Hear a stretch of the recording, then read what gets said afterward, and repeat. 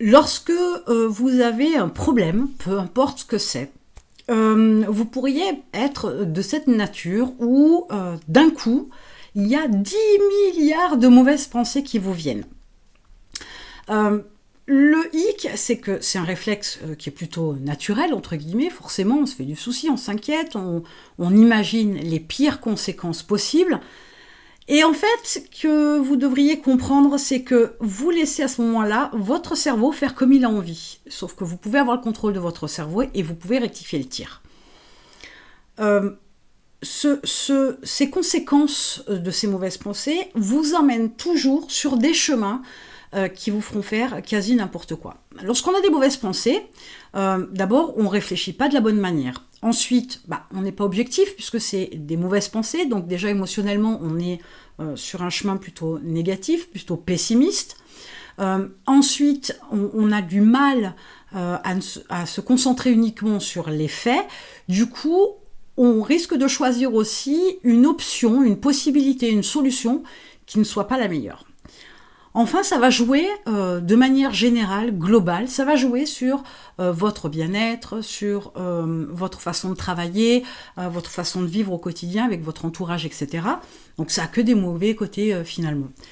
L'idée étant que en contrôlant votre cerveau et en contrôlant vos mauvaises pensées lorsque vous avez un problème, vous pourriez complètement changer la donne. Pourquoi ? Parce que si vous n'avez pas de mauvaises pensées, si vous enlevez les émotions de l'équation, si vous contrôlez vos pensées, si vous amenez vos pensées vers quelque chose de plus factuel, en ne regardant que les faits, les actes, la source, bien évidemment, ce que vous auriez pu faire qui aurait pu déclencher ce problème. Des fois, vous n'y êtes pour rien, mais c'est toujours bon d'aller gratouiller un petit peu du côté de la cause. Mais vous pourriez transformer votre approche, votre vision du problème, et ça éradiquera complètement les mauvaises pensées pour pouvoir prendre une décision et trouver une solution plus intéressante.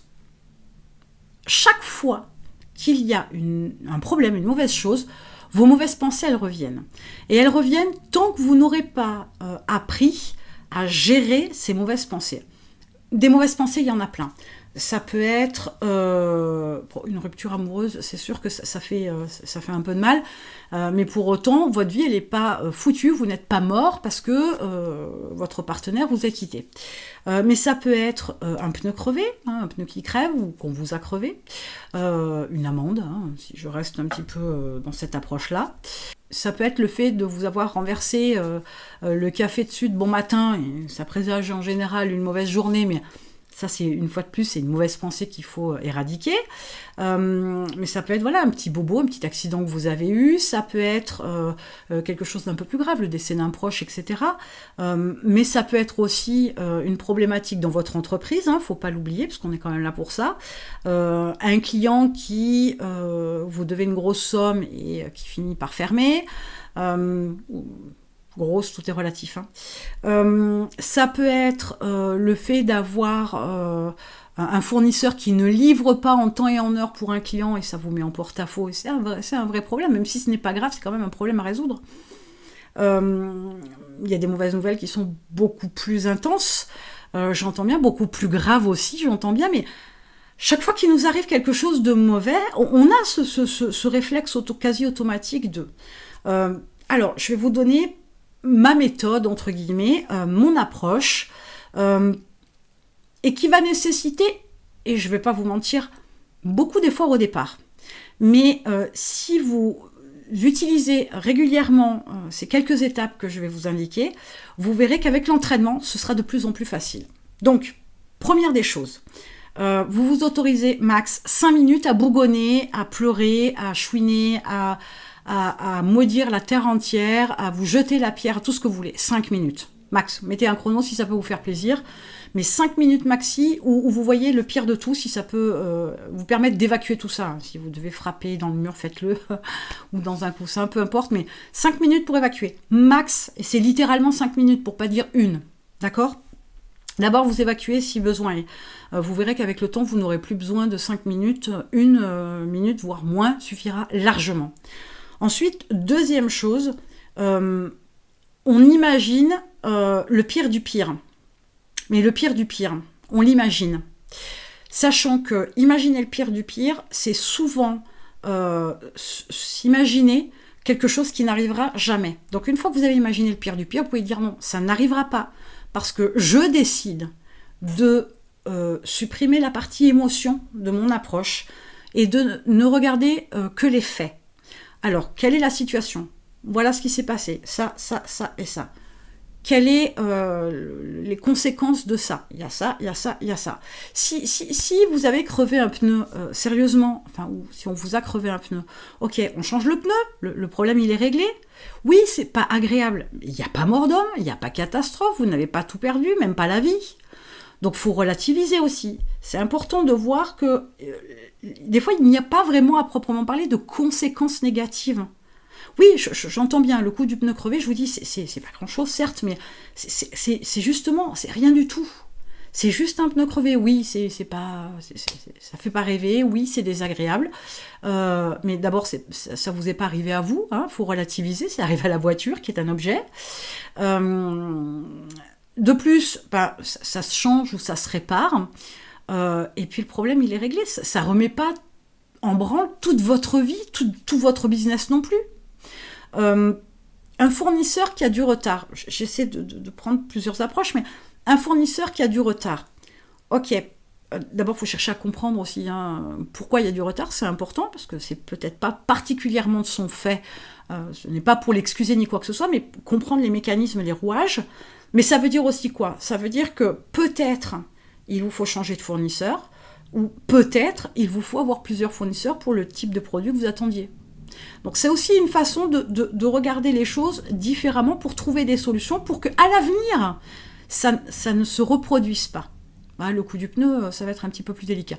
Mais pour le coup du fournisseur, oui, il y a moyen de moyenner. Vous pourriez peut-être payer plus cher le transport, le port de la marchandise que vous attendez, pour l'avoir en temps et en heure. C'est peut-être aussi une option. Oui, l'argent est un outil, et si vous commencez à vouloir grappiller comme ça, à faire des économies sur le transport, mais qu'à chaque fois il y a des décalages comme ça de livraison, comprenez que c'est quelque chose d'inutile dans le mode de fonctionnement à gérer, le retard, parce qu'en payant plus, vous avez résolu le problème, une bonne fois pour toutes. Après, il faut que, évidemment, les choses se fassent correctement, mais il y a des solutions.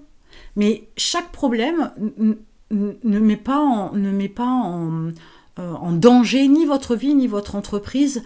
Pas tout ça, on est d'accord. 99% du temps, ça met en danger rien du tout.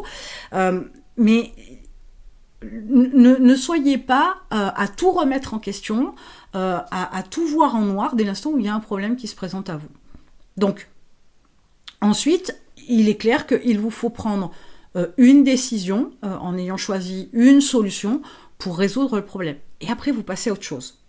D'accord? Donc, vous évacuez si besoin, grognez tout ce que vous voulez, pestiférez.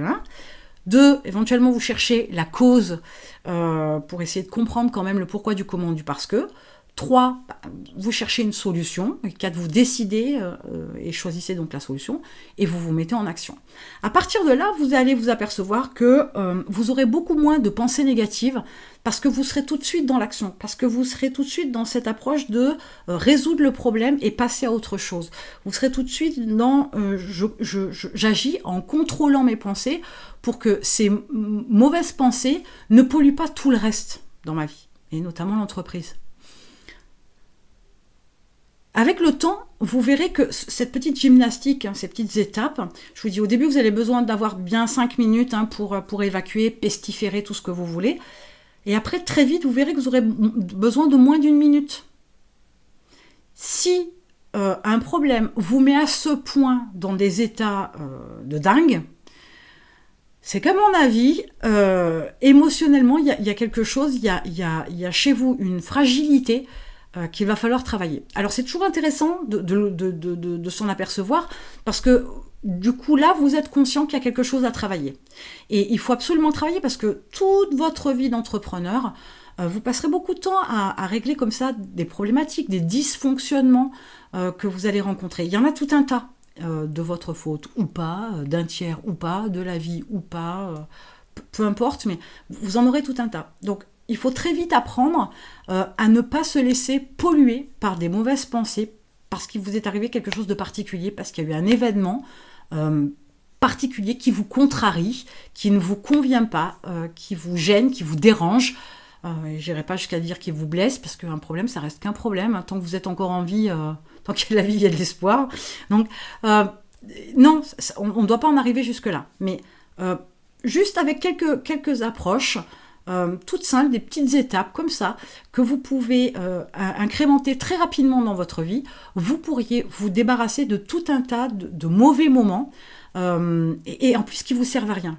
Ça vous pollue le cerveau, ça vous pollue vos actions dans d'autres domaines, etc. Ça vous fait ralentir, etc. Ça utilise aussi beaucoup d'énergie, ce qui est complètement inutile et ridicule.